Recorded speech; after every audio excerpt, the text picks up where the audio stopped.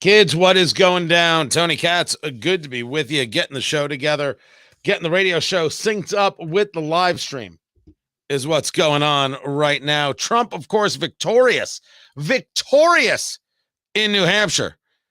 Well, that doesn't mean that it's going to make Nikki Haley go away. We'll have that story. Also, an update on Biden's horrific Middle East policies. Got that. Trump wins. And remember, there are two rules of Trumpism. I have been sharing this since Donald Trump ran for office the first time. There are two rules of Trumpism. The first rule is that Trump wins. The second rule is that a deal can always be made as long as it adheres to the first rule of Trumpism. That has been as true as the day is long. Tony Katz. Tony Katz today. What's happening, everybody? Find everything at TonyKatz.com. Live stream going, Rumble, YouTube, Facebook, even though Facebook is awful. It is all there, and find everything going on at TonyKatz.com. The numbers do indeed speak for themselves. The numbers state that Trump, this was 93% of the vote counted, that Trump has 54.5%, and Haley has herself 43.3%. Now, what's interesting to note about this number is that when you look at it, you look at that spread and you say that spread is 11%. And you say, okay, Trump won by double digits. That's a fine win, a good win. Take double digits. Haley had her shot in New Hampshire. More thoughtful or thinking themselves as independent type voters. This is her moment, and she lost by double digits. That's certainly a way to take it. The other way to take it is to take a look at the New Hampshire polling like we did yesterday. And you realize that the Real Clear Politics average had Trump at 55.8% and Haley at 36.5%. Trump came in at 54.5% and Haley came in at 43.3%. Well, 55.8 to 54.5. That's dead on. That is the second time it's been dead on, but it was dead on because there were three polls that took place in the last 2 days, or 2 days before the primary, that put Trump over 60%. So those polls were certainly off because Trump's number was, I mean, it raised the average to get to being accurate, but I think it would have been accurate anyway. Trump at 55.8 was the polling. Trump comes in at 54.5 in the reality. Half the party's with him. No matter how you want to twist it, turn it, move it, cajole it, do whatever you want to do, kitten. Half the party is with him, and that's okay. That's where you're at. Look at this Haley number one more time. Oh, don't get angry with me. I look at numbers. 43.3. The polling said 36.5. 43.3. She gets to say she outperformed. Now, you might say, Tony, that don't matter worth a damn, kitten. It doesn't matter. It's over, Johnny. This whole thing is done, finished, complete. It's over. Over? Did you say over? Nothing is over until we decide it is. Was it over when the Germans bombed Pearl Harbor? Hell no! That's a solid point. It is a solid point. It is not over until you decide it is. Politics is different than real life, and for the most part, it's over. But you can't get away from that now, can you? I mean, you may want to, and I get it. And I'm not arguing that Nikki Haley's road isn't just not incredibly hard. It's insane.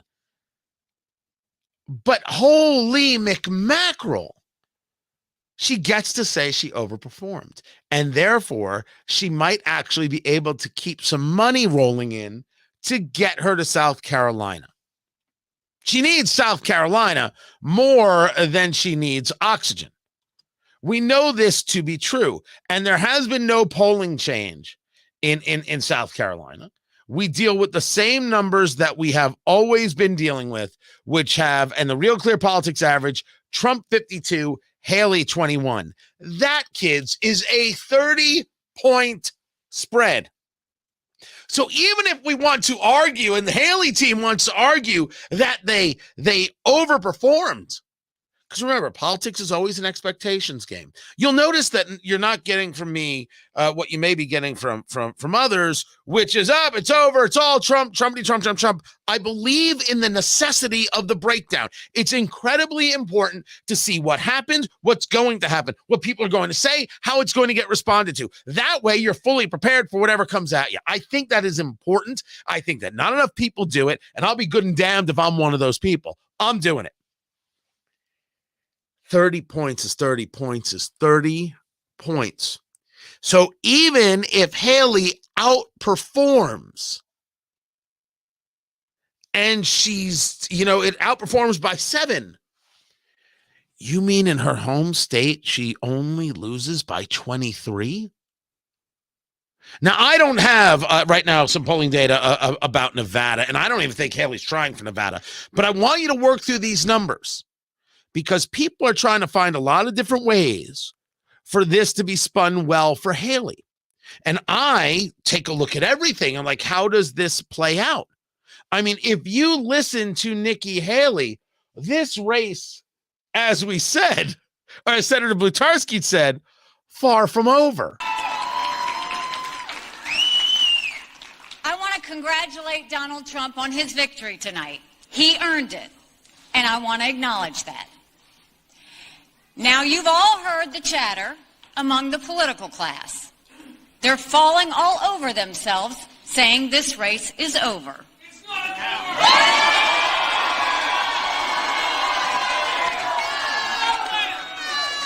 Well, I have news for all of them. New Hampshire is first in the nation. It is not the last in the nation. If you say so. But for you, South Carolina could very well be last in the nation. She went on to say there are a dozen states to go. Yes, about 4 dozen, because there are 48 states left to go. One of the things that you will hear regarding Haley's stance and Haley's position is that the Democrats crossed over. You will hear that Democrats crossed over and they voted for her. So you see, you can't trust the whole thing. I want to break this down into some component pieces, because that argument, I think, is very, very strange. And I don't think that argument does Donald Trump nor Trump supporters very well. I think it actually is a backfire argument. In New Hampshire, there are people who changed their registration to Republican to vote in the primary for Nikki Haley. You see, that's what they did, and that's why the number was so close. It's much further. That's an argument for why Nikki Haley is a better general election candidate. Don't forget, you have to win in November. Have we forgotten? Are we so focused on the primary that we forgot that we have to win in November? Like, I hear this from Ronna McDaniel, the head of the GOP. Well, one thing I will say about the whole field of candidates that have run for president on our side, I commend them. They've been great. This has been a great contest, but I think there's some history that was made tonight. We have never had a nominee in our party that has won without winning winning either Iowa or New Hampshire. Donald Trump is the first ever to win both. I'm looking at the math and the path going forward, and I don't see it for Nikki Haley. I think she's run a great campaign, but I do think there is a message that's coming out from the voters, which is very clear. We need to unite around our eventual nominee, which is going to be Donald Trump. But first, Donald Trump is the first non-incumbent ever to win Iowa and New Hampshire. I didn't know that stat. That's crazy. Like, that's an amazing number. Like, wow, there's been a lot of elections. But here's the conversation, Ronna McDaniel. You should be fired. You think this is about getting Haley out of a race so we can unite around Trump? What have you done in the 50 states to ensure the lawyers are already preparing for whatever Michigas goes forward? Michigas is the Yiddish for BS. What have you done to ensure you don't get screwed like you did in 2020? You're the one saying you got screwed. What have you done? And where has the Republican Party been to ask this question? You think that the issue is some guy in New Hampshire changed his registration to vote for Haley? That's the issue? Are we all freaking deranged? That's nothing. You think that, well, you see, that's why Haley got so close. Could we get serious for a second? Could we have a moment of agreement? And the moment of agreement is, if you think there were shenanigans in 2020, and you and I may differ on where the shenanigans were and what the shenanigans were, this, that, and the other, the issues, the problem, what some people would describe as straight out theft. What have you done? What has the Republican Party done to ensure they're prepared to fight in 2024? You're talking about some person in Nashua who decided to change their registration. You see, that's the problem, Tony. No. If anything, if I'm the Haley team, I use that as the example of why I'm the better general election candidate, because after all, it's about winning. Yeah, you got to win the primary, but you then got to win a general. And Donald Trump is tougher to get over the hump of a general than Nikki Haley is. The numbers show that. This is a unique moment of people not actually recognizing what it is that they're saying and how these things can be spun. Nikki Haley can't actually turn this, I think, into momentum, however. And certainly Republicans have a couple of built-in opportunities here more than ever before. And those opportunities are being given to them by Joe Biden when you hear things like this. We'll teach Donald Trump a valuable lesson. Don't mess with the women in America unless you want to get the benefit.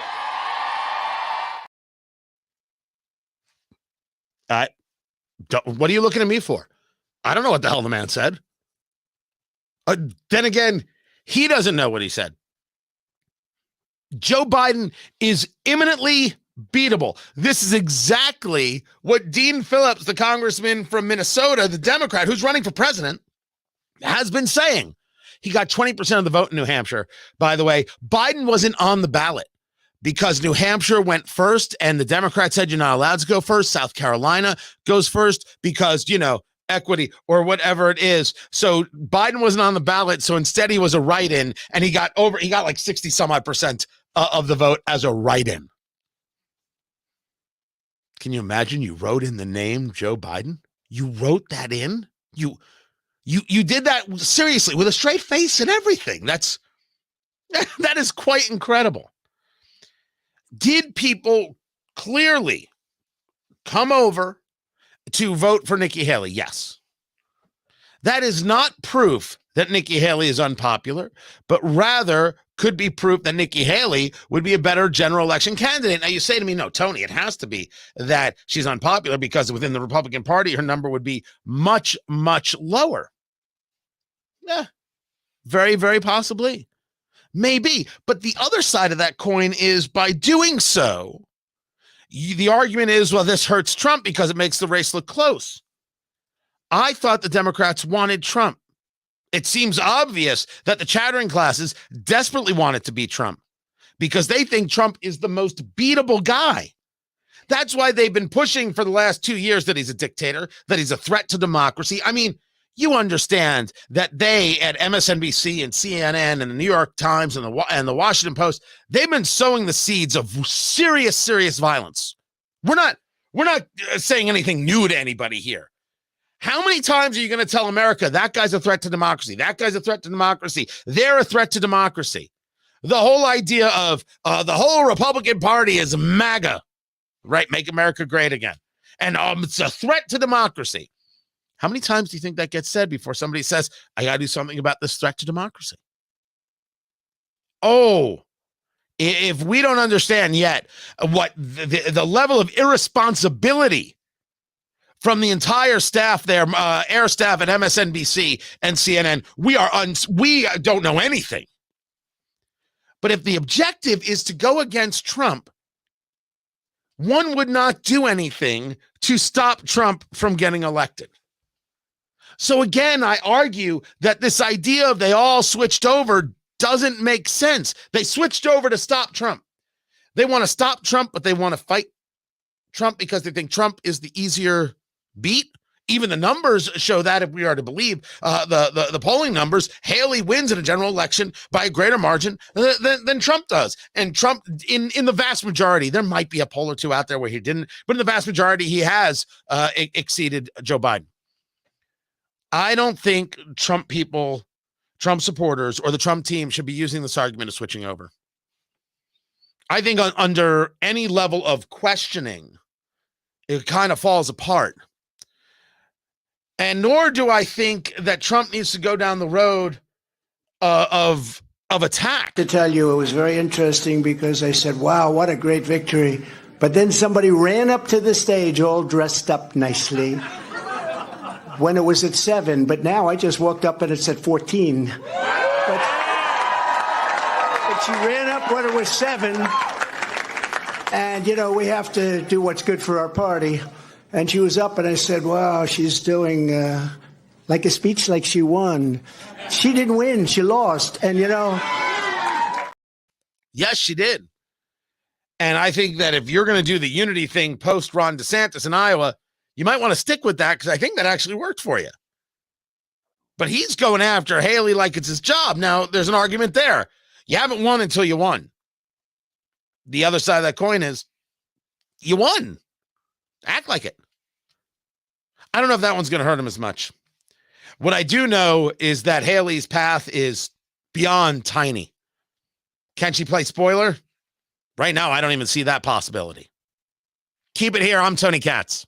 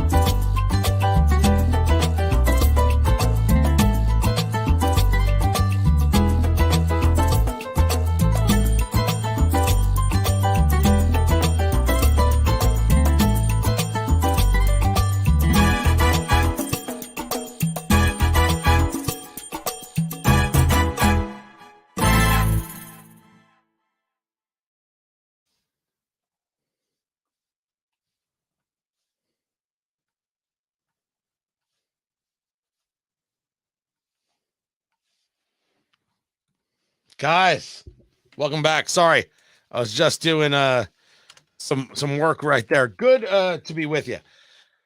Yeah, I know that my take on Trump. I've been very clear, right? I thought DeSantis was an easier lift for a general election. Others didn't agree. Iowa came, and that was the end of the ball game. But I don't believe in not being totally clear about what it is that we're seeing. I think the Haley people are out of their heads if they don't understand how bad it is for them, because it's really, really bad. but there's no need to create for yourself an argument that doesn't work. Oh, all these people, they switched over parties, and that's why Trump didn't do as well. Are people saying that to make themselves feel better? Because don't bother. It's totally not necessary. You don't have to do it. You don't have to make anyone feel better. And Trump does not have to make himself feel better. On to the next, on to the next, on to the next, on to the next. Now, I know that's not his style, but he'd benefit from it. I hear you, Carl. Producer Carl is in today on the radio side. So you guys know that we do a radio show along with, what we do here with the live stream. So we got to wait sometimes for the radio show to come back to us. And then we can get going. I'm sending a text right now.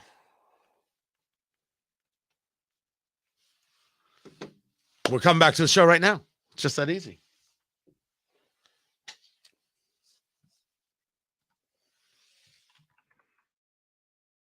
What in the bloody hell is Zinn? Look, I host the largest cigar and bourbon review radio show in the country called Eat, Drink, Smoke. I pay attention to what's going on in the world of cigars. I don't always pay attention to what's going on in the world of cigarettes. I don't, but Zinn is like a pouch, right? It's a nicotine pouch, I guess it's like chew, but without the chew. Tony Katz today. Good to be with you.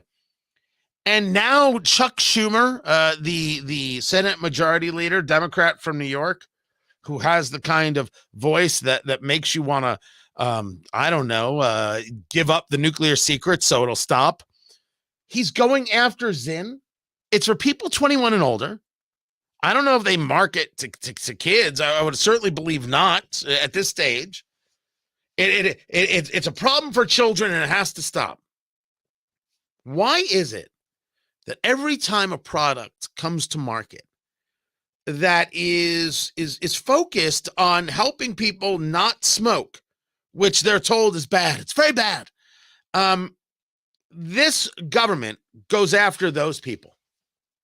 Why is that? Time and time and time and time again. They go after the thing, the group, the organization, the company that is trying to help people not smoke. It's ridiculous. Yet it continues to happen. So Schumer wants a crackdown, a federal action on these Zinn pouches. I know zero about Zinn. I don't know a thing about it. I smoke cigars. All right. I smoke cigars enjoyably, and I'm building a whole studio to be able to smoke while I do the show and do my other show. That's because it's just how I live. It's my thing. Everyone's got their own thing. I take all the risks, and cigars are not cigarettes. Very, very different. There's no inhaling. I've got FDA studies. I can have this conversation. You've got other issues, but not that. Not the inhaling issue. If an adult wants to take something, they can take something. Why can't an adult have this? Because children might do it? Once again, the federal government overstepping. What I want a federal government to do is actually focus on the things that it's supposed to, like Article 1, Section 8. And when it comes to foreign policy, actually protecting American interests and American lives, which is not happening under the Biden administration. Noah Rothman of National Review with the latest on that. Keep it here. This is Tony Katz today. Thank you there, producer Carl. So we are going to get this together. We will take the quick break, and then we'll talk to Noah. Kind of the thing that we do. Glad you guys are here. We will be right back.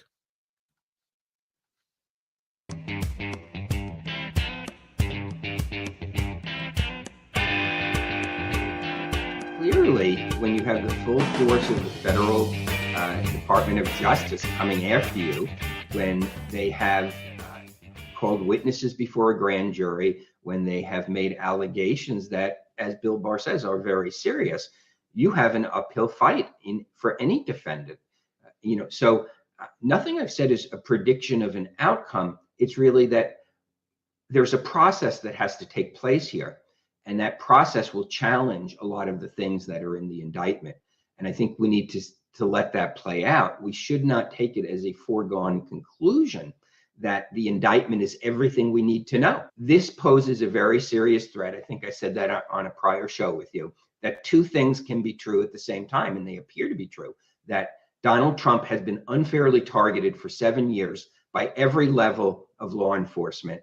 They have subjected him to a scrutiny that really nobody else has been subjected to. They have been trying to find a crime that he committed. It appears that some of the things in the indictment were things they found out as part of their investigation. So they wouldn't have been known but for the investigation. And those are all true. It's terribly unfair to our nation as a society to have an individual targeted and have their life subject to scrutiny in search of a crime. At the same time, we live in the real world, and we live in the reality that whatever the feds found by virtue of that politically tainted investigation, they found. The evidence is going to be it. And some of it, and many people have commented on this, is that Donald Trump appears to have handed them what they've been looking for 7 years. The whole purpose of indicting now is to see how much pressure you can put on him, how much you could squeeze him to give up this, that, and the other. This guy is the sacrificial lamb to trying to get Trump. I mean, from an outsider looking in, holy cow, is that an ugly thing to do to a guy? Yeah, I mean, but that happens all the time in prosecutions, in investigations. They try to squeeze somebody. They try to tell them, look, you can either help us and tell us what you know, or you're facing 25 years in jail. And 99.9% of people will succumb to that pressure. Happens all the time, whether it's good or bad, ethical or not. It happens all the time. It's the choice defendants have to make. So it seems to be, they don't really want to put, Trump's body man who moved boxes in jail. Maybe they do want to, but that's not the point of this whole indictment. The point is to get him to flip, to get him to give them more than they already have. And the fact that they felt the need to name him and to indict him and to try to flip him may be an indication they need a little bit more than they actually have. And that right there was William Jacobson, legal insurrection. Noah Rothman, he's about to join the stage right there. This is what he looks like. That's what Noah Rothman looks like in real life. So before we get to him, Noah, how you doing? Doing great, Tony. How are you? I'm good. I just want to make sure I could hear you, and I can, and as long as I can, we're solid. So we're doing the radio show while we're doing the live stream. You can follow Noah at Noah C. Rothman on X, and we'll get to you in 1 second, Noah. Standing by.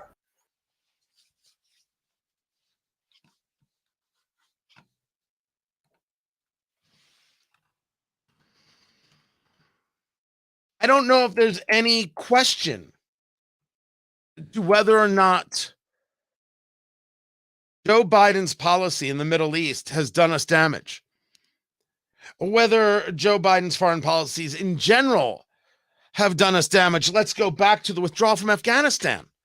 Let us discuss the Chinese weather balloon. Did we forget that we allowed this balloon to traverse the nation? Not only did we allow it, we never got the full story until recently that they knew it. They knew where it was. They knew it was coming, and their objective was to not tell us. It took two guys in Montana who happened to look up in the sky and say, Tommy, what is that? I don't know, Paulie, looks like a balloon.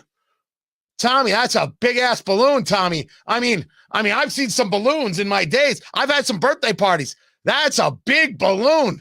You really are right. That's a huge balloon. We should call somebody. You know what?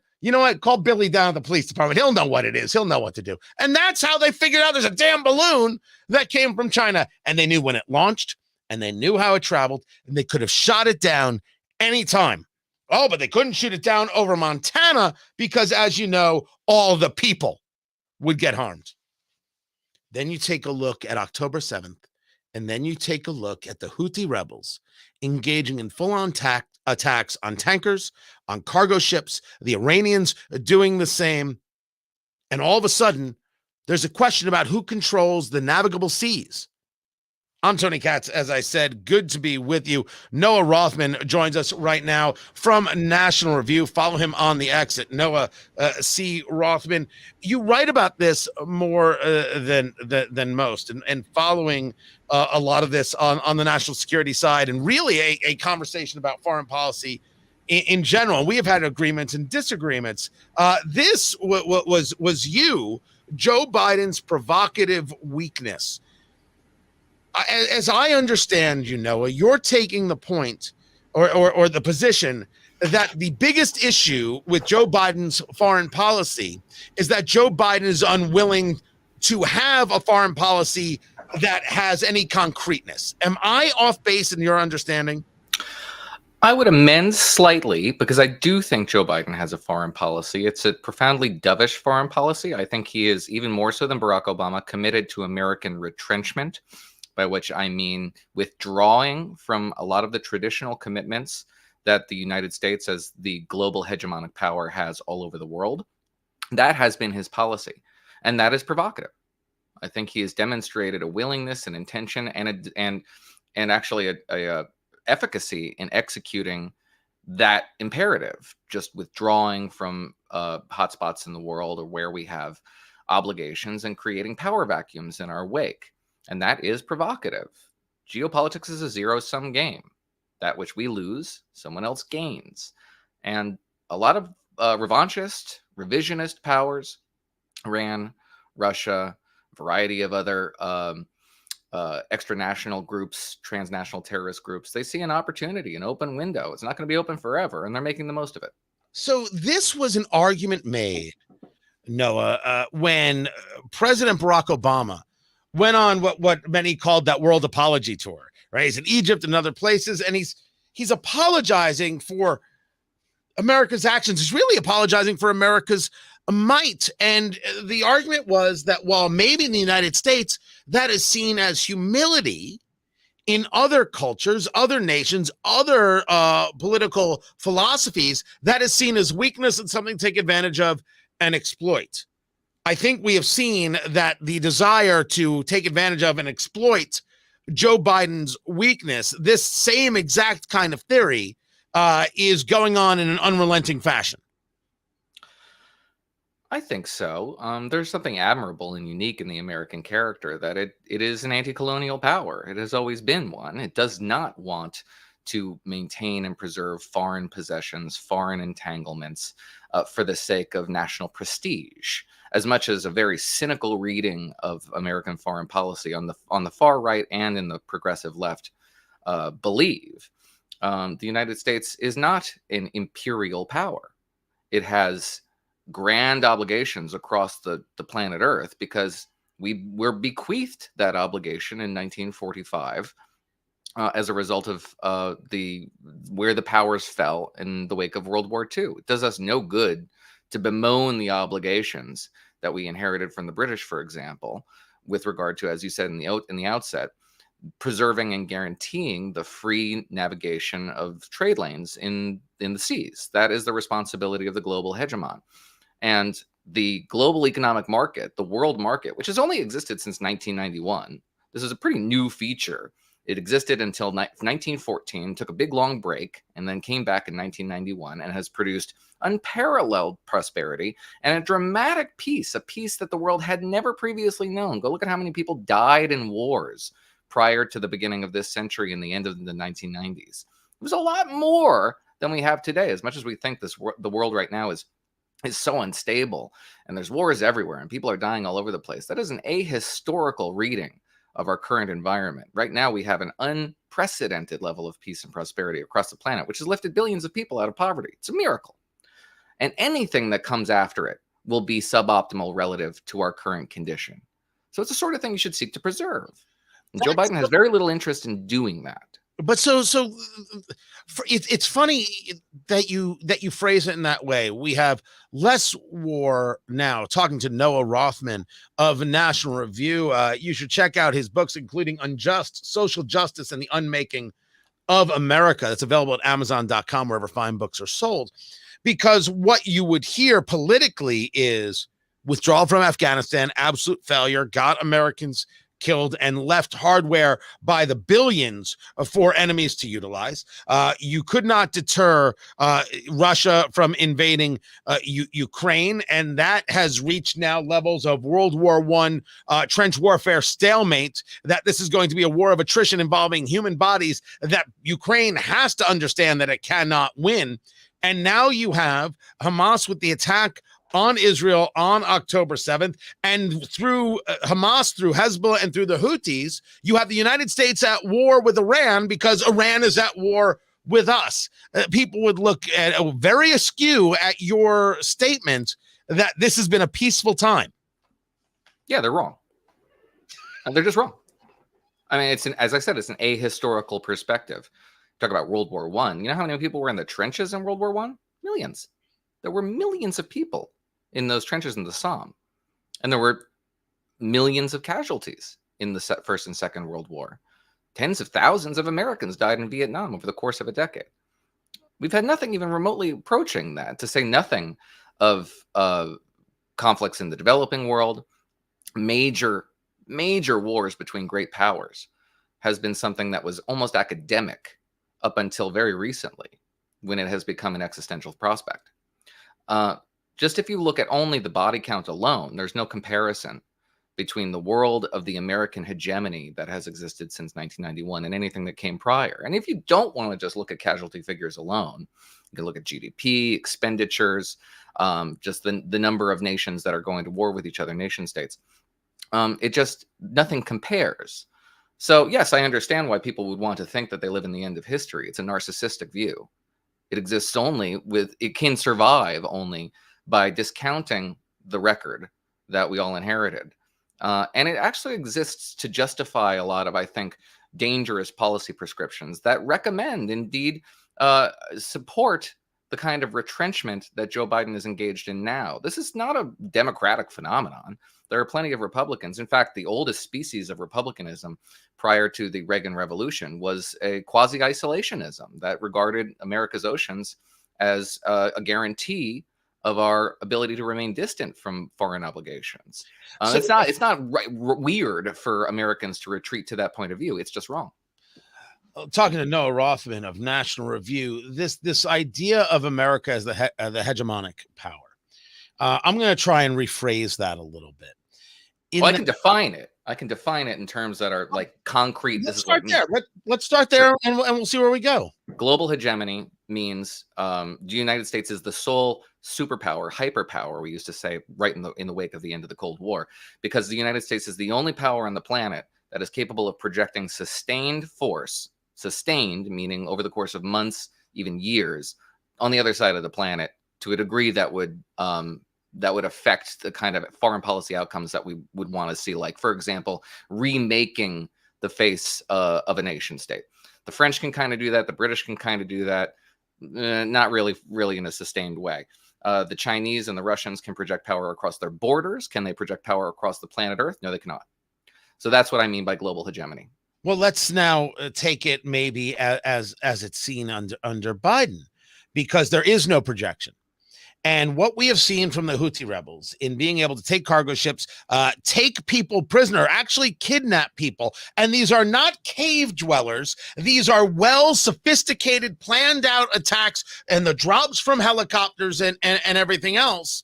You're saying that what Biden believes is in this dovish point of view, that a level of diplomacy can actually bring these things to heel. And that is the show of American might, as opposed to actual American might, which he's engaged in now with the United Kingdom in 8 separate air raids, if you will, against the Houthis in Yemen that have produced 0 results. So when does he learn that the dovish approach is a valueless one? And have we shown that the hawkish approach has changed anything? Well, I think it's too early to judge what the hawkish approach is. I mean, we do have some signs right now that degrading the Houthis' capability to project power into the Gulf of Aden and the Red Sea are actually degrading their ability to project power. It's kind of what you would expect. Whether it degrades their willingness to engage in these kind of piratical attacks, for example, and attacks on shipping is another matter. They are well equipped from Iran, and they show every indication of willing to expend all the ordnance that they've been bequeathed by their Iranian sponsors. That's something that we can do something about by taking those ordinances out. We can't necessarily degrade their ability to execute these attacks if they want to execute them, unless we were willing to put boots on the ground in Yemen. We're not. But we can partially neutralize the threat to a degree that they just can't execute it.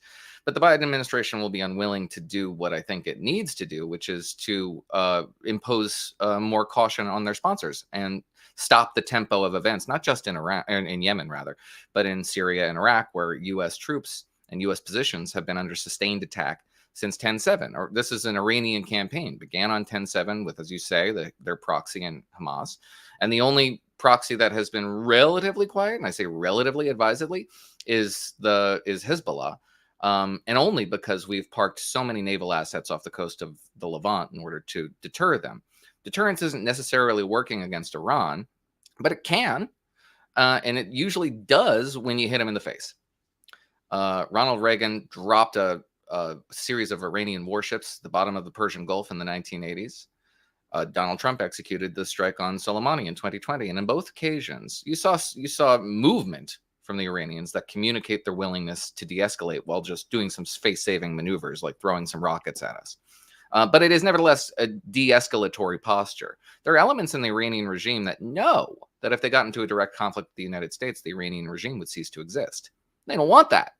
So they do exercise some caution when the costs of their campaigns become higher than they're willing to absorb. Right now, the benefits of this campaign is to force the United States to move assets around, to demonstrate that they can close off the Suez Canal to commerce whenever they want. Those are a lot of really tangible benefits for the regime. Until we raise the costs, this is going to continue. This is my point, that all of these actions, the idea that we can punch them in the face and make it stop, is predicated on the idea that we're willing to punch them in the face, and Joe Biden isn't. Thus, I discuss a weak foreign policy. Of course, they clearly do feel that they are emboldened and capable, and it is more than just the United States here. It is the world allowing this to happen. So when we go back to this concept that you bring up about being the world hegemonic power, I think the only question left is, are we really, based on this philosophy, which seems to not only exist within Biden world, but also exists in serious pockets of the political right? Yeah, I think if I'd be very charitable, I do think there's an admirable quality to Americans generally who are reluctant to engage in the kind of behaviors and activities that we need to engage in order to preserve American geopolitical dominance. I don't think Americans really like having geopolitical dominance. They certainly don't like having obligations abroad, and they don't like being an imperial power. That's good. I mean, that's something that is noble and inherent in the American character. And I don't want to be too abstract about it because I disagree with it, but it is nevertheless a laudable disposition. Problem is that no other American adversary, either our near peer competitors or rogue states like Iran and North Korea, share that objective or that enterprise. And they make no bones about their willingness to coordinate in the open directly in the form of military exercises, selling each other arms, supporting each other's enterprises, supporting each other's destabilizing activities. They're all engaged in one mission, very overtly, even explicitly, to put an end to the age of American dominance. After that, they can work out all the problems that they have behind the scenes. But the first task is get rid of the United States, make it retrench, make it withdraw behind its borders, sacrifice its allies, an ally here, an interest there, an objective there, and all of it culminates in the end of the Pax Americana. That's not something Americans should look forward to. The world that awaits us on the other side of that looks a lot like the world that we got a glimpse of on 10/7. Before I let you go, and I want to dig in a little bit. I only got about 60 seconds on the radio side here. I want to bring you to last night, the primary, Trump v. Haley. Talk about two very different views of the world regarding foreign policy. Trump getting the 11-point victory your take on whether there is still some rational path for Nikki Haley. Oh, I don't think so. I think this primary wraps up pretty quickly, but this is not something that I think Republicans should be celebrating necessarily. And the Republicans who are interested in winning in November, New Hampshire looked a lot like the election in 2020 in microcosm. About 75% of Republicans turned out for Donald Trump. They made up 49% of the electorate, and they're thrilled to vote for Trump. He mobilized a very similar the antonym, the opposite reaction in his opponents, in the small number of Republicans who oppose him, who are dead set against not voting for him in November, by the way, if they mean what they're telling pollsters, and the independents and the handful of Democrats who turned out to oppose him. He enthuses the people who oppose him as much, if not more, than the people who support him. I'm going to be a long road to hoe. I'm going to stop you right there. Noah Rothman, National Review. I'm Tony Katz. I had to take a break from the radio side, Noah. I want to continue this one for about 2 minutes for everybody watching the live stream, and we'll be watching this as it's posted on Rumble and YouTube, everywhere else. There is a lot of people discussing this crossover thing, right? Look at all the people in New Hampshire who they changed their registration and they voted for Nikki Haley, and they're actually Democrats. I argue that if I'm a Trump supporter, I'm not looking at that at some level of excuse for having an 11-point victory where Haley overperforms. That's a conversation that the Haley people want to have to look how much better we would do in a general election. Your take? I mean, that's it. I mean, I didn't see any Trump Republicans complaining about Donald Trump winning independents in 2016 in New Hampshire. Same makeup, same electorate, but they didn't have any problem when they were voting for him. And what do you think happens in November? What do you think a general election is? Do you think they're going to stop you at the polling booth and say, wait a minute, you're a Democrat. You can't vote here. Of course you can. It's called a winning coalition. Look, if Donald Trump wants to be the head of a fan club, he's got it. If he wants to be the head of a winning political coalition, you got to make compromises. You got to attract, not just repel. You have to cajole and make concessions. He seems utterly incapable of doing that. Well, there's an argument to which I would say that it isn't even so much that you have to make concessions, not on the basics and other things. It's that you have to be more willing to be less in a fight that is unnecessary and more in a fight that benefits me, the voter, the person in New Hampshire, the person in Indiana, the person in Florida, and engage in those connections. But that's another conversation for another day. That's Noah Rothman right there of National Review. Get his book Unjust right there. Look, I'll take myself out.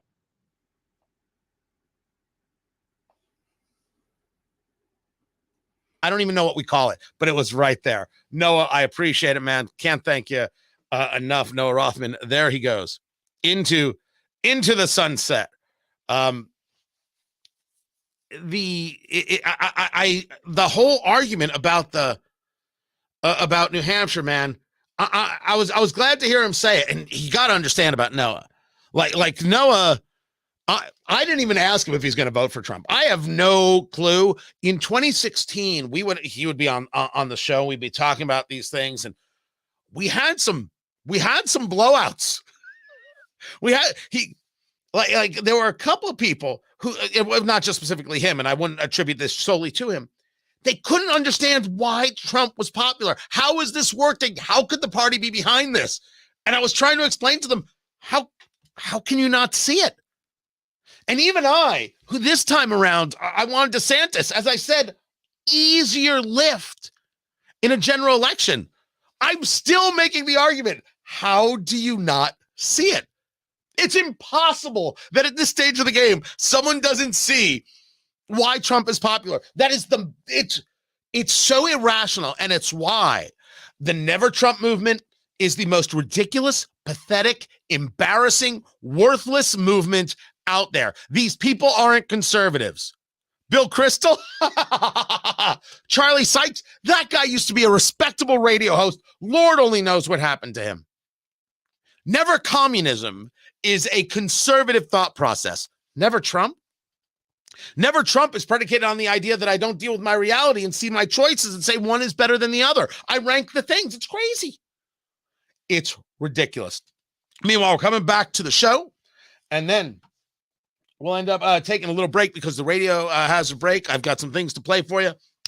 Then we'll get back to it for another hour. Well, I shouldn't say if you missed the interview with Noah Rothman, because you're not on the radio side. The radio people will hear it again. Man, I went long. I went long with Noah Rothman, and I apologize for nothing. People cannot act right on an airplane. I have a very disgusting story for you. Sorry to hear it. And the DEI hellscape. The University of Wisconsin law. Best of luck hiring a lawyer. This is Tony Katz today. Right on, producer Carl.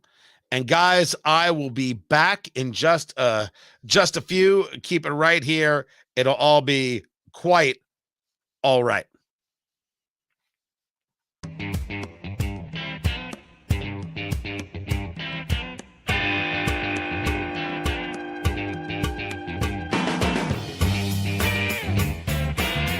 What is the strategy to beat President Biden in a primary, considering that the Democratic Party has stated that no debates? We heard this from Simone Sanders on MSNBC not too long ago. No debates, so no chance for you to engage in this conversation.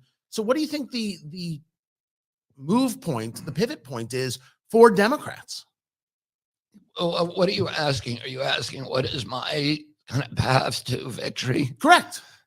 Well, I think that it's unfortunate that the president is not going to debate.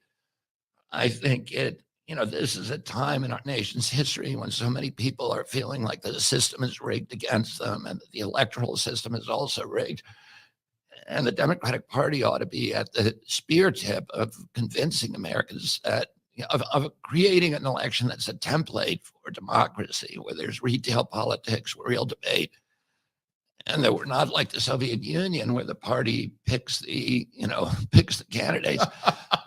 But I still think that there are ways around that. I mean, I've spent many years, almost 18 years, being censored by the mainstream media, and particularly the last 3 years of blanket sort of wall-to-wall censorship. But we figured out ways around that. We've figured out ways to communicate with people that are not dependent on the mainstream media. And some of that is, when my uncle ran Tony in 1960, television was a new invention.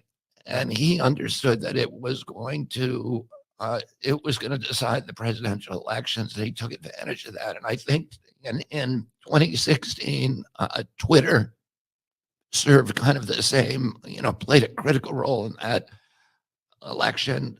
Twitter continues to do that today. And then there's all these podcasts, which I think are an emerging media. Podcasts are really interesting because my kids, I always complain that my kids have these short attention spans because they were raised in the age of iPhones. Right. And that anything that doesn't give them this immediate intensity quickly, that they lose attention, lose patience for. My kids, who I have 7 kids who are between 19 years old and 35 years old. And all of them listen to podcasts. They'll sit for 3 hours and listen to, Sam Harris or Jordan Peterson or Joe Rogan. But not Tony Katz? They're not listening to Tony Katz? And yes, of Savagery. course, totally Tony Katz. Savagery. Just getting to that.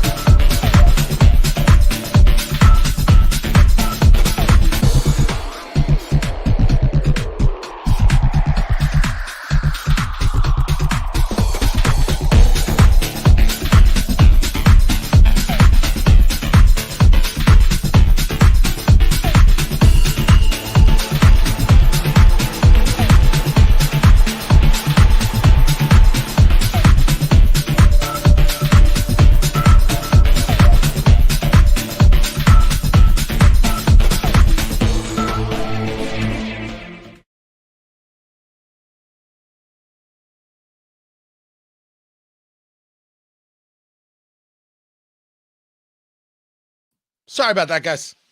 Didn't mean to be off the air for a minute there. Good to see you. Good to be with you. Don't forget to find everything at TonyKatz.com.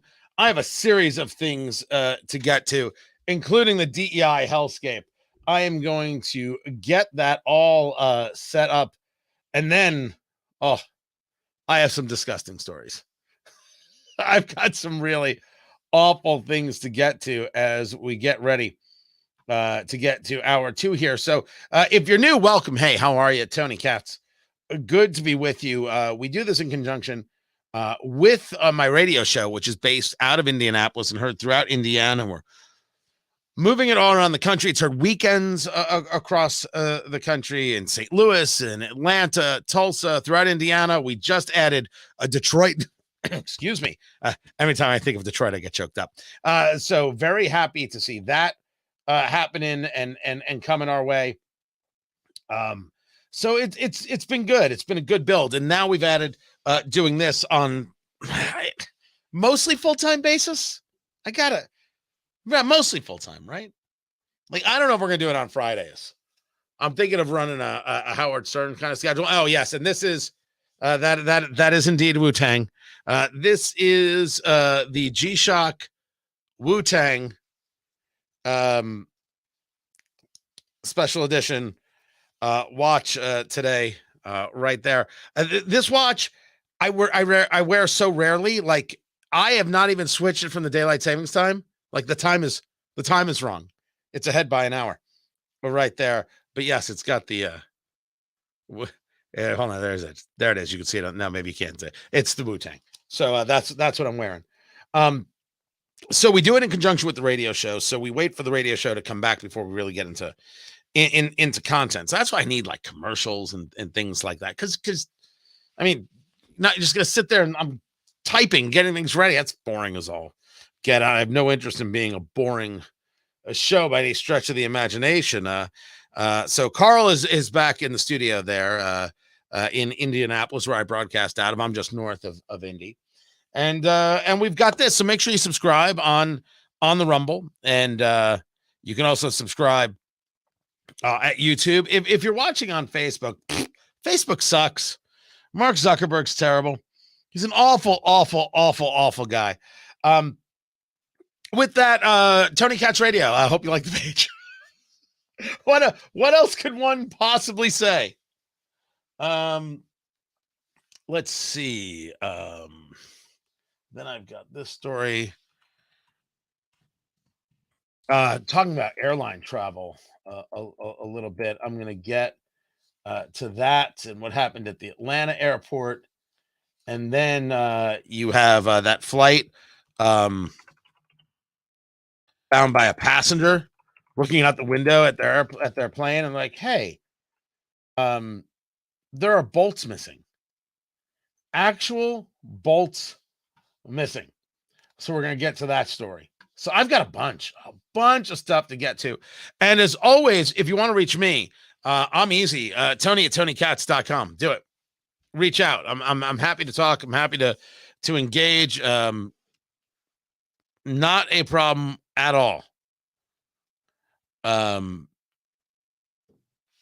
There we go. So with that, we're coming back to it. Am I right about that there, producer Carl?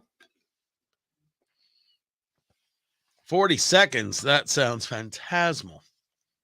Overjoyed. I don't know if I'm supposed to take a drink on camera through a straw. I don't even know why do I even use a straw? Am I supposed to use a straw? Like, do grown-ups use straws? I don't know. I'm used to it. I don't know. Mainly because I've got the lid on. I don't want anything to spill because computer, monitor, camera, board, keyboard, more equipment, other equipment, lights. I don't think I want spillage. It's what I don't want.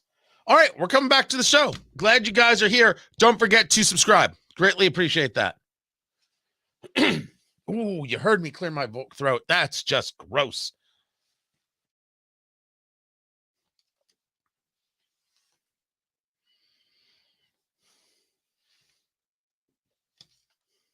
The president spoke to this last week a little bit too. He said, he called out, he said to House Republicans, do you really want to actually fix this problem? Do you really actually want to do the work that's needed to deal with the issue that we're seeing at the border? Do you really want to fix this immigration system? I'm adding on to what the president said, but that's a question for House Republicans. I think we have proven, Republicans in the Senate and Democrats in the Senate have proven that we actually want to work on this issue, on this broken system. And so, look, if they are real about this, if they want to fix this problem, then they would get involved. They would get involved, but they haven't, right? You heard me say back at the end of last year, they left in the middle of December while negotiations were happening with Republicans in the Senate and the Democrats in the Senate. So the border is a problem because Republicans bad. That is one heck of a take. You got to love Karine Jean-Pierre. You got to love this spin. Hey guys, is it election time? Yes, it is. Well, we better start talking about the border. Blame Republicans, okay? Just put that out there. Blame Republicans, and that'll work. You got it, boss. And now you see the rest. Tony Katz today. What's going on? Find everything at TonyKatz.com. Would love it if you would. I'll get into some more of the border as I often talk border issues. But there is a serious issue at play going on with airlines as we are watching more and more problems occur. There's a story about a flight. This is a Delta flight where the plane, a Boeing, right? And we're not talking about the problems with the MAX 7 here, where the window, basically the fuselage, blew out, and they knew they had issues. And these were the planes that two of them crashed in a matter of was it months? And the plane was grounded because it had a serious programming issue. And there's a problem with this plane. It can't be denied, and it should not be denied. The plane leaving out of Atlanta, it had a wheel fall off. It was taxiing on the runway. It was heading to Bogota, Colombia. A pilot from another plane saw the front wheel fall off, relaying to the tower that the plane lost a nose tire. The wheel and the tire. The whole contraption. Then you put to that you have a flight to New York that was canceled after an alarmed passenger noticed that bolts were missing from the plane's wing. You can see out the plane, and sometimes you're on the wing, and there you are, and you're missing bolts, and they were like, ding, ding, they rang the little bell. Pardon me, stewardess, it's flight attendant these days. Yeah, well, you don't have bolts in the wing, so I'll call you any damn thing I choose. God, what I would have given for that to be the conversation. They didn't take off. What is happening? What is happening? Well, part of what is happening is the CEO of United Airlines, Scott Kirby. You have this. The CEO who thought it was necessary to not only dress in drag, but to show it in public settings. You ask yourself, Tony, seriously, what the guy likes to do in his own life has no bearing on what might be going on with a plane. What if the argument is perhaps we're focused on things that don't matter and we don't focus on the things that do matter, and that leads to people dying? Certainly, we can point to Mossad.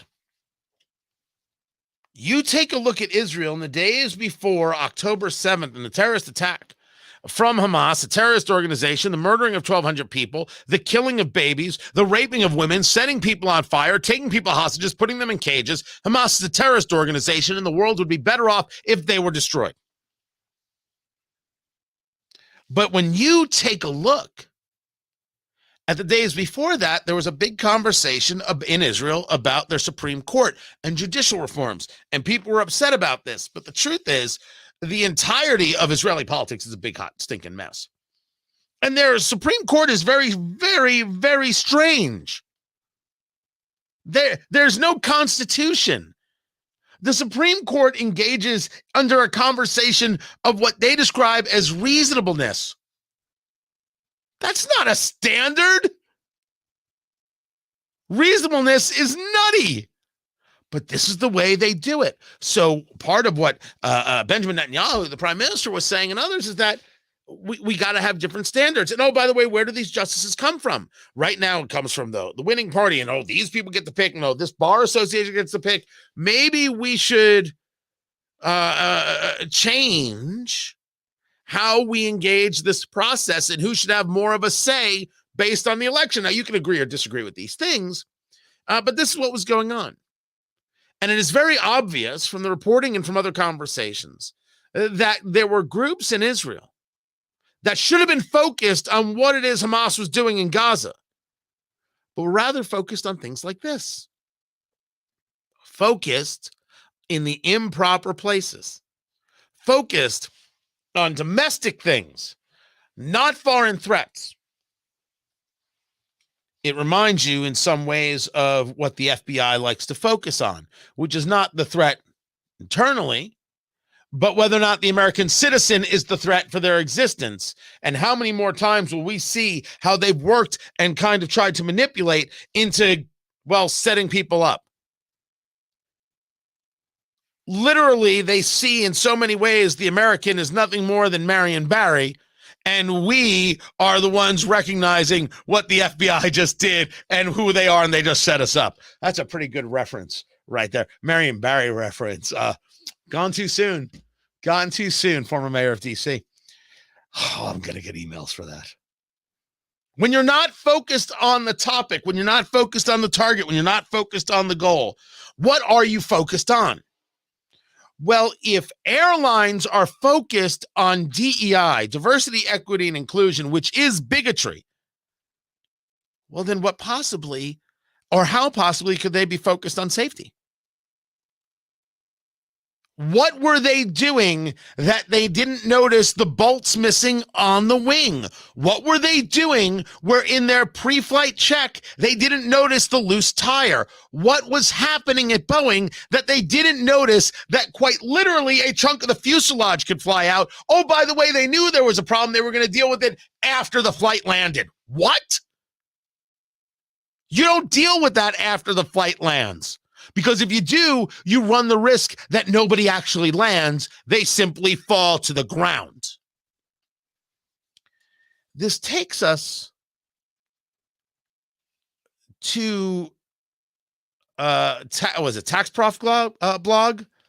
Tax Professor blog, Paul Karen. Wisconsin Law School's mandatory DEI trainings and academic freedom. This has been a conversation about medical schools as well, where in the medical schools, what you see is the taking the Hippocratic Oath, and in doing so, the recognition that they practice medicine on stolen indigenous land. Well, of course you do. It's all stolen indigenous land. Every last bit of it is stolen indigenous land. Every last bit of every last corner on God's green earth is some stolen indigenous land. This is what you're focused on? I would like for you to focus on my pancreatic cancer if you don't mind. I'm not saying about me. I don't have pancreatic cancer. Thank goodness. The focus is missing. I've used this analogy. Now, this analogy comes from something my father used to say when I was a kid. My father, for as long as I can remember, would say you're in your apartment, because for him everything was based in New York and everything was an apartment. Garden apartment is usually the way he described it. I have no idea. I have never heard anybody since describe a garden apartment, but he always uses that terminology. So something about Brooklyn in the 50s, kitten. I don't know what else I can tell you. You're in your apartment. There's an axe murderer at the door. And they've got an axe and they're breaking down the door. They're going to kill you. He would go over this all the time. You go to the phone. Remember, no cell phones in the days. You actually had to have a phone sitting somewhere. And as you get to the phone, you pick up the phone, you notice out the window that the street light is out and it's not safe for people to cross the street. For the liberal, what do? I swear to you, I grew up differently than you did. I was 10. I was 11 when that conversation took place. What do you do? The axe murderer is at the door, but the traffic light's out. I have applied that to what's going on in medical schools. The patient is in front of you, doctor, and the patient is going to die. You say to the patient, ma'am, we're going to take care of you. The patient says, I'm a man, not a woman. I identify as a man. Who do you think you are? I demand an apology. Do you treat the patient or do you apologize to the patient? Patient's going to die. Which one comes first? What matters more? And if the answer is not, well, you treat the patient, then the answer is wrong. Well, what you would do is, no, these are your choices. Apologize, the patient dies. Save the patient. You learn that some things don't matter. That some things, even if you decide they did matter, they have to be ranked. And someone's desire for pronouns don't matter as much as saving the life. It just doesn't. Who cares about your pronouns? Who cares? What you believe in, what you value is absolutely unnecessary. It creates a valueless proposition because nothing thrives and survives from it. Go back to this. According to the Wisconsin Institute for Law and Liberty, a conservative advocacy group, the University of Wisconsin Law School conducted a mandatory reorientation DEI session last week for which students had to fill out a, quote, race timeline worksheet with 7 significant moments at least, or significant life events around race, and read a worksheet listing 28, and I'm quoting here, common racist attitudes and behaviors, including views like I'm colorblind and we have overcome. Well, if this is what the lawyers are focused on, how could they possibly be focused on my First Amendment rights? Because it's very possible I said something that offended them and they thought was bigoted. Now, if they're under the impression that if they think something I say is bigoted, that I shouldn't be entitled to say it, well, what value was their law school education? Then again, what education did they get if they were focused on this and not the imperative nature of the First Amendment? That offense to a subject does not mean that the subject is verboten. And I chose the German there on purpose. If you're focused on being a drag queen and dancing for your staff, how could you possibly be focused on the wheels of the airplane, the bolts in the wing, whether or not the door falls off? How is it even remotely possible? You could be focused on the things that save lives. It's impossible. Thomas Sowell, the great economist, explains beautifully that there are no solutions, there are only trade-offs. And if you're going to focus on dressing in drag and dancing, if you're going to focus on listing 28 common racist attitudes and behaviors, then there is no way you could be focused on my First Amendment rights and why they matter and why they should be defended, even if you don't like what is said. Remember, Louis Farrakhan is a low-rent, Jew-hating, white-hating, woman-hating bigot. He has a right to speak as an American. He's disgusting. His words are despicable. He's called me a termite. He has the right to say it. The same rights he has is what ensures that I'm allowed to say he's disgusting.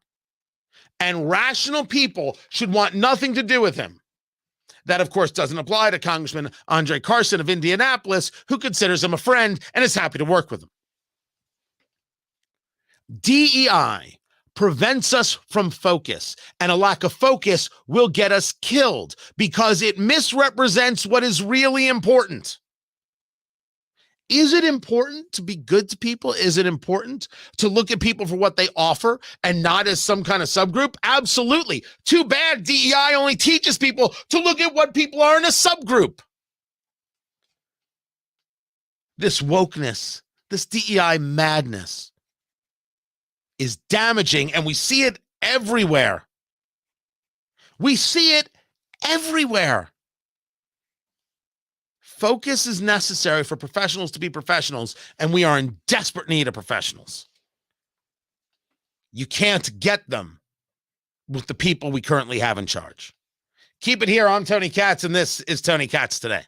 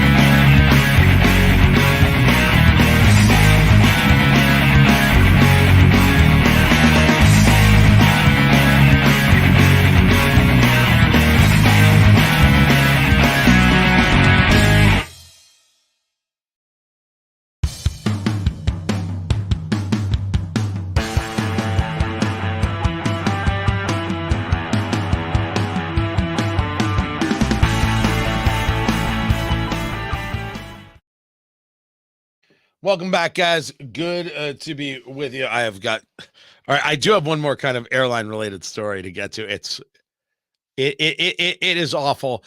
It is so the reason I need a private plane. If any of you have a private plane, and with all due respect, just because of my fears, this has nothing to do with you. We're not talking about a two-seater. No.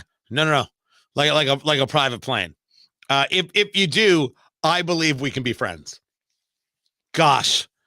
I will share a story with you, and you'll immediately be like, "Yeah, this is not okay. This is a problem." But this goes to a greater issue regarding what's happening to the country, and I've described this as an issue with anxiety, massive anxiety issues. What we have are not mental health issues. I don't think that's the case.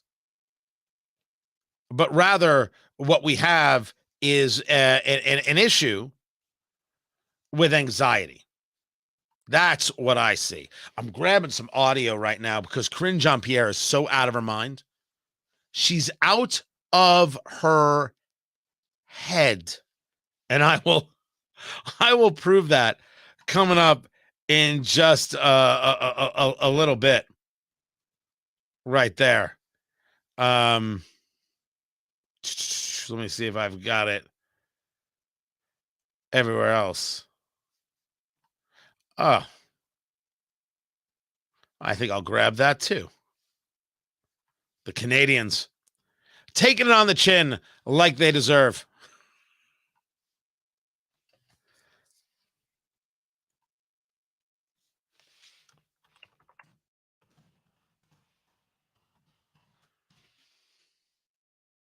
All right, we're coming back, guys.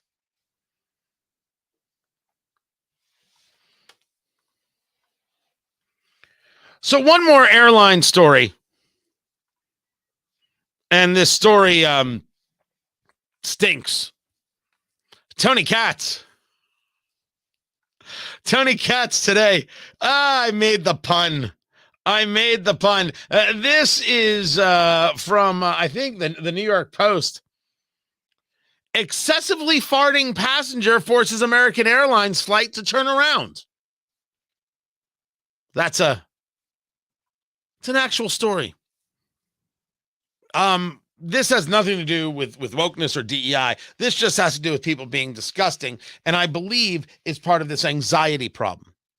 This issue that we have in America where everybody is so wound, so tight, and everybody is so ready to be offended and so ready for the fight and so ready to think everything is the affront, that they've lost sense of themselves, and they've lost the ability to rationalize, but rather they must demand that you acquiesce to them because whatever it is that they're going through is clearly the most important thing. American Airlines flight, this guy is muttering under his breath. Maybe he had an altercation with some flight attendant or whatever it is. And he's like, well, if you think that I'm rude now, check this out. And he starts letting loose like it's the campfire scene from Blazing Saddles. Thank goodness he wasn't Mongo. And it keeps going while they're taxiing, and the guy's yelling at people, won't stop. And so the pilot's like, oh, we got a small problem. We're going to have to return back to the gate. Please keep your seatbelt fastened. And they all sound like that. That wasn't bad. That was, okay. Well, no. Yeah. And so they get back to the gate, and they say to the guy, they need you outside of the plane for something. And he's like, huh? And then he walked off the plane. He didn't even put up a fight. And then, I don't know, somebody lit all the matches and they left. How does this happen? No, not that somebody may not, pass, what is it? They pass the gas. That could happen. That's possible on an airplane. But to want to disrupt, to want to annoy, to want, and through a clear debasing of yourself, where does that come from? My argument is that it comes from a place of anxiety. It comes from a place of feeling so put upon, pressed upon, everything going wrong in so many ways that you just have to, I was going to say you just have to let it out. But clearly, it's enough. You'll just do what you want to do, and everybody's going to have to deal with you because you have to deal with everybody else's crap. I think it's anxiety. I do. Oh, by the way, put this guy to no-fly list and get me a private plane. I'm Tony Katz. Now, with that, we are now in a commercial break for the radio side. So if you got questions, I have got answers. I've seen a couple of comments going on here. This is Hal talking about the election. There's a lot of MAGA anger toward Nikki Haley for staying in the race. Why? He writes, she's exposing Trump's inflated poll numbers. She's revealing that more Republicans and independents are done with him. She's putting more of his cognitive decline on display. Hal, if you're not willing to discuss Joe Biden's cognitive decline, I simply can't have the conversation with you. Can't be done. I reject the idea that anybody can bring this up from and not discuss Biden as well. I won't have it. I've got some audio to prove that. I would argue that MAGA anger would go for anybody who isn't fully supportive of Trump. So the idea that it's specific to Nikki Haley is because it happens to be Nikki Haley, but it could have easily been Ron DeSantis. It easily could have been somebody else, just as a matter of clarity. Inflated poll numbers, I want to argue that that's not the case. His poll numbers are not inflated. As a matter of fact, he is completely in line with where the polling is. What you may be arguing is that he isn't showing dominance within the Republican field. 51% in Iowa, 54% in New Hampshire, not at 80%. Okay, well, that's an argument. But it's not about inflated poll numbers. Hal, his poll numbers are not inflated at all. At all. They're dead on with the polling, which is, by the way, freaky as could be. The polling has been perfect, like nearly to the decimal. If you tell me that Trump was polling at 52.5% in Iowa and he gets 51%, that's unbelievably on target, kitten. Unbelievably. So as for independence, this is part of my argument about why people shouldn't be so, the only reason he didn't get more votes is because people didn't beat Haley by more is because people crossed over. Well, this is exactly the argument about a general election. Exactly. So, and then Mark, you just seem bitter here. I guess the GOP would be winning more elections if they had impeached him when they had their chance. Now they're trying to act like he's the bee's knees when in fact he's just a horse. Oh, Mark, let me help you. First of all, he was impeached. You're saying he wasn't convicted. You're arguing that he should have been convicted. And the answer is convicted of what? Of a phone call that was not illegal nor immoral, and everything about Russia was a lie. It is Adam Schiff who should be thrown out of office. Impeached for or removed from office for insurrection, which he did not incite, and to this day has never been charged with. You're just angry, Mark. Angry and irrational, and my gosh, that'll get you elected in Ocasio-Cortez's district, but it's not going to work here. All right, who else did I have? I've got some more stuff. We'll get to it. We will get to it, but we're getting back to the show here. And don't forget to subscribe. Subscribe on Rumble. So, excuse me. What is with that? I battled a cough for months. Now it's back. I don't know what's going on. You know what I did? I had lemonade. And I don't know why that makes me cough, but it does. Maybe it's a citrus thing. I don't know. That'd be a weird thing to have, right? Like a weird citrus thing. All right.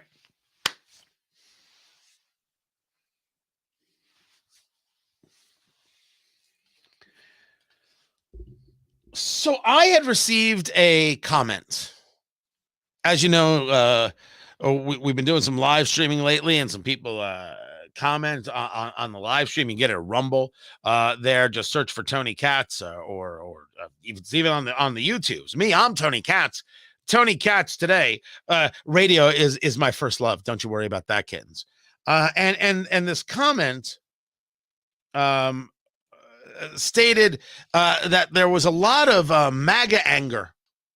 That's Make America Great Again. Anger towards Nikki Haley for staying in the race. And this guy gives some reasons, which I've already kind of dismissed. And then he says she, meaning Nikki Haley, is putting more of his, meaning Donald Trump's, cognitive decline on display. I'm telling you right now that I will not listen to anyone talk about cognitive issues if you're not going to talk about Joe Biden.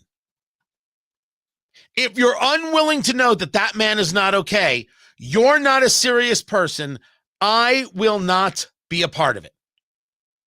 Now, everybody wants to talk about cognitive this and cognitive that and aptitude tests. Nikki Haley, last night, after losing in New Hampshire, she's like, yeah, let's do this. Trump, you have one bout of chaos after another. This court case, that controversy, this tweet, that senior moment. You can't fix Joe Biden's chaos with Republican chaos.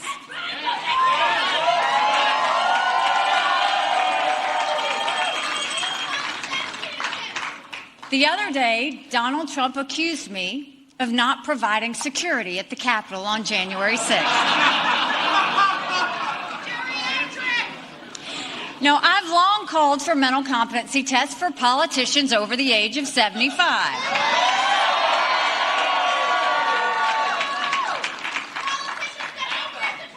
Trump claims he'd do better than me in one of those tests. Maybe he would, maybe he wouldn't. But if he thinks that, then he should have no problem standing on a debate stage with me. It's not a bad line. But this is a crazy way to choose a president with this whole conversation of competency test. Nikki Haley can get away with it because Trump did confuse Nikki Haley and Nancy Pelosi. He did it. And the whole senior moment comment does hit. I don't think it moves anything in level of polling. That's not my conversation. My conversation is that I will not allow anyone to discuss competency without discussing Joe Biden. He was in Virginia.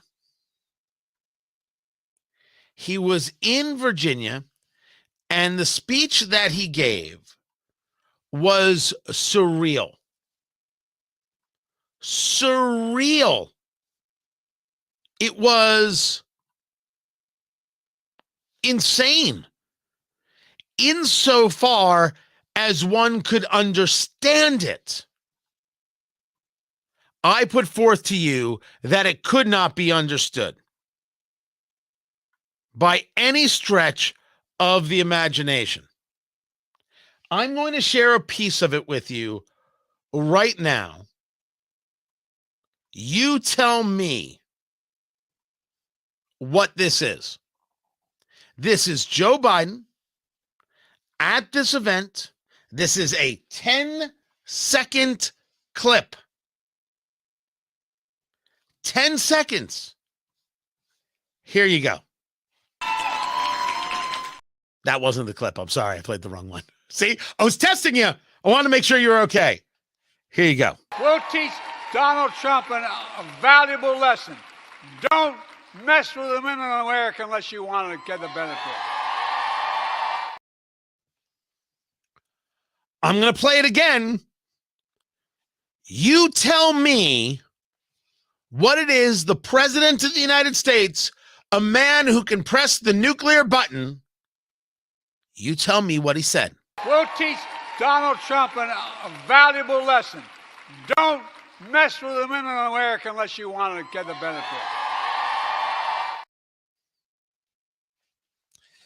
This is also the speech in Virginia where he looked at Terry McAuliffe and said, and hello to the real governor of Virginia. That said it. Election denier Joe Biden. And Karine Jean-Pierre was like, well, he was just making a joke. Is that how I can spin it now? Election denial is a joke? And that's what it was when Hillary Clinton did it and Stacey Abrams did it? Okay, good to know. When Karine Jean-Pierre was asked in the press briefing today about what you just heard from Joe Biden, this is what she said. When you talk to the president afterwards, is he frustrated that he wasn't able to sort of deliver the speech as he intended? I mean, look, the president, from my view, and I think some of your colleagues have written about this, it was a fiery speech.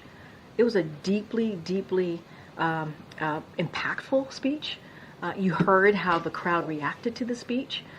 It was a speech that I think landed in a way that talked about how this president and his entire administration is going to fight for women. And that is also important.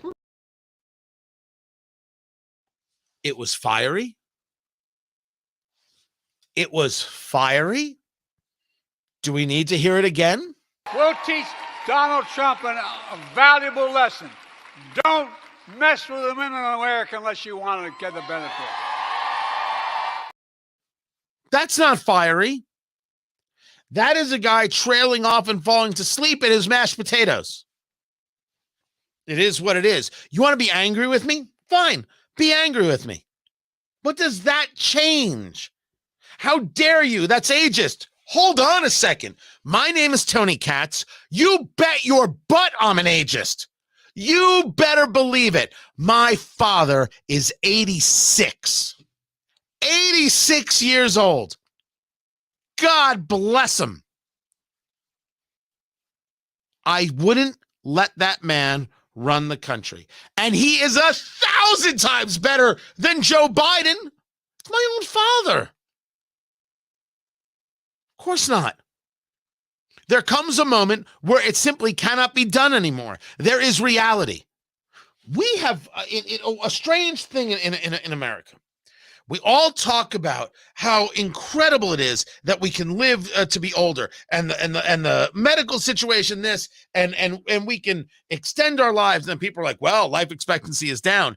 If you were to take away deaths during COVID, you wouldn't necessarily find the same number as you do. And so the life expectancy, I believe, over the next couple of years will go back up. I believe that number is a bit artificial when we've seen it go down. But no one ever discusses the fact that the problem with continuing to live is that you actually have to do it. And the physical ramifications, the mental ramifications, the financial ramifications, nobody wants to have the hard conversation. This stuff is rough. And one of the things that Gen X has dealt with, which would have collapsed millennials and Gen Z, it would have.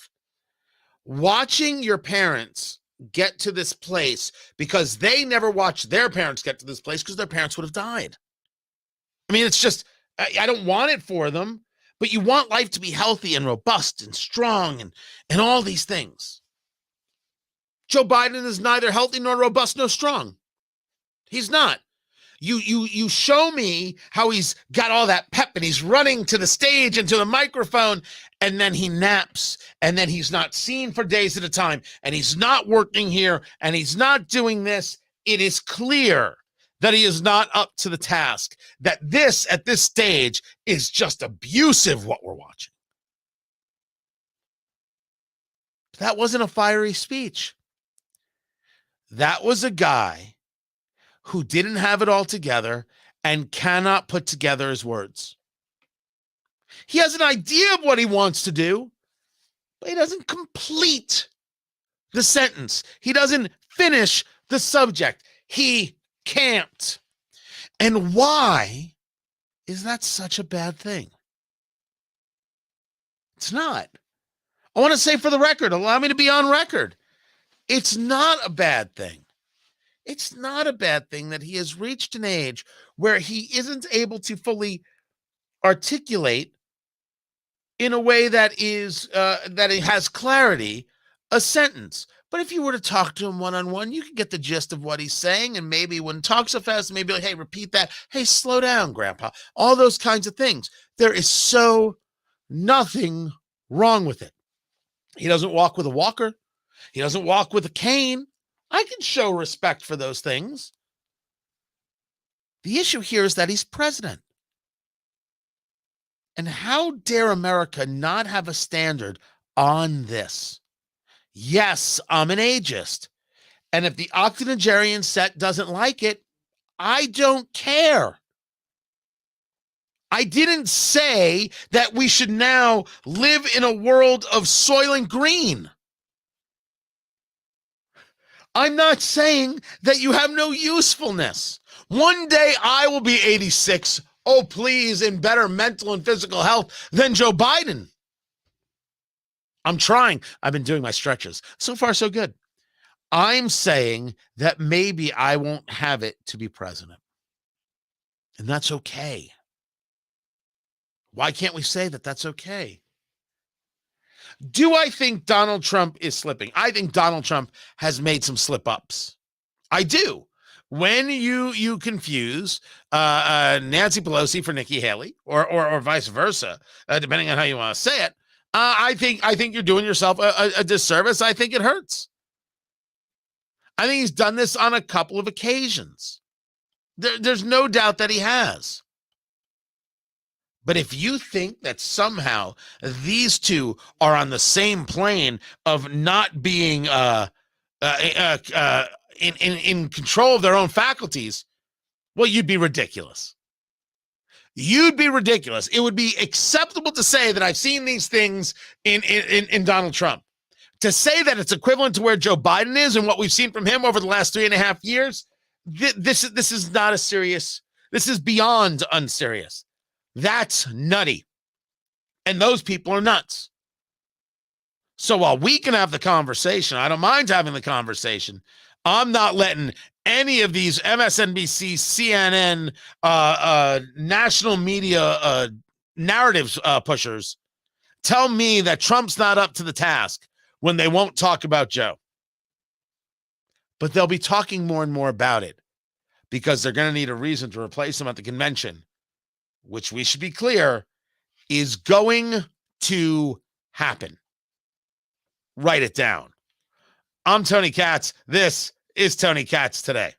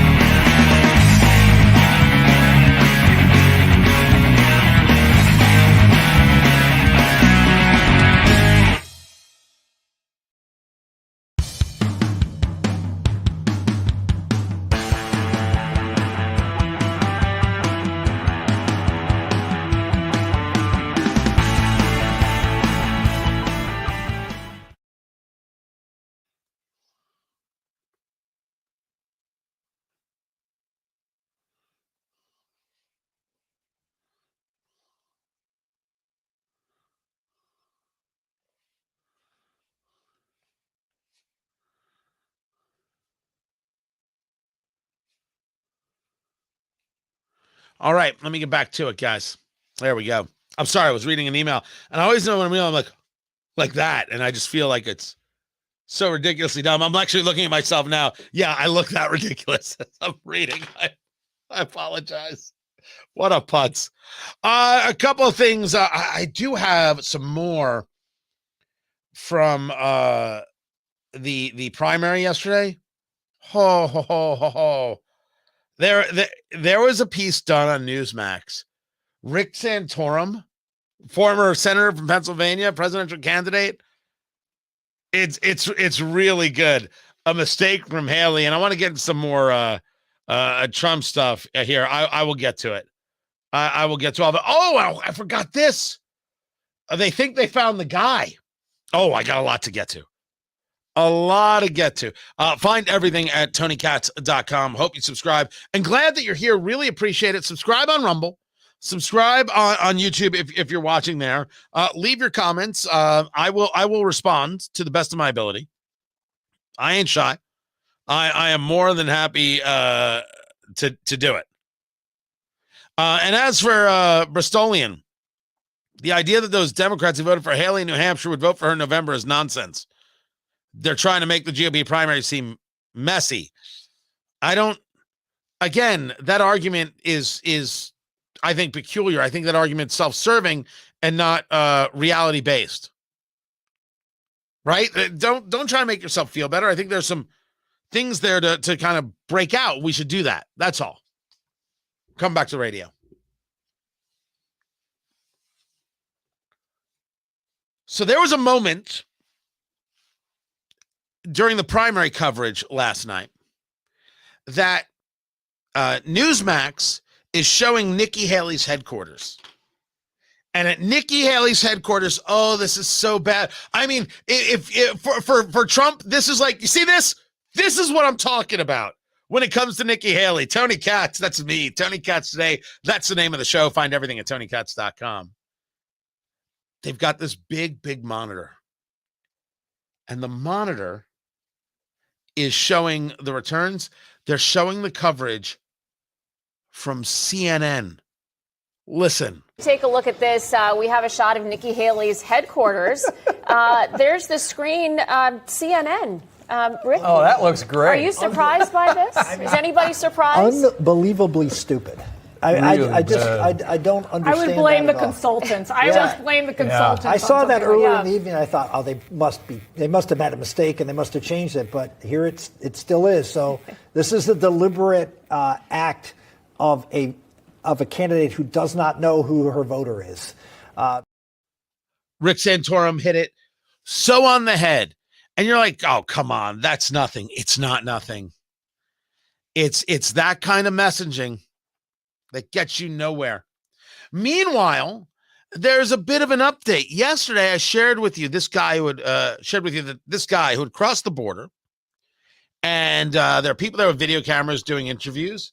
And this guy who's of Middle Eastern descent, grown man, jean shirt, jean jacket, glasses.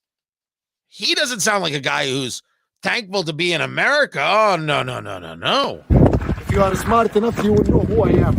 But you are really not smart enough to know who I am. But soon you're going to know who I am. Wow. Who is this jerk? So people started looking for who the jerk is. And the answer is, it might be this guy right here out of Azerbaijan who was sentenced to 12 years in prison for terrorism and arms trafficking. Mavsum Samadov. Maybe that's who it is.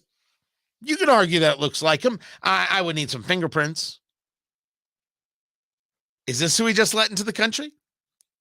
And someone should ask the squad, is this the kind of open borders that you're looking for? Is this the kind of open borders that you have long desired? Because this is what you're going to get.